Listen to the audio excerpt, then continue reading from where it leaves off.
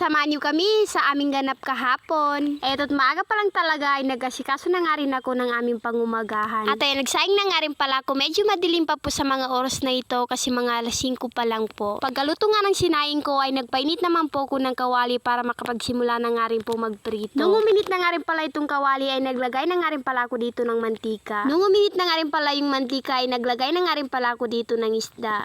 Bagay na bagay talaga ang pipino sa pritong isda. Bumili nga pala ng pipino yung asawa ko kahapon kaya eto at babalatan ko na nga rin. Fast forward na nga rin pala tayo at tapos na nga rin pala itong balatan. Babalikan ko naman po yung pinirito kong isda. Eto, luto na nga rin pala yung kabila. Babaliktad din naman po natin ito. Pagkatapos ko naman baliktad din itong isda, iniwa-hiwa ko naman po sa maninipis yung ating pipino. Hindi ko na nga rin pala pinakita kung paano ko po iniwa. Naglagay na nga rin pala ako dito ng sibuyas at saka bitchin. Maglalagay din pala tayo dito ng konting tubig. Pagkatapos naman ay toyo. Pagkatapos naman natin maglagay ng toyo,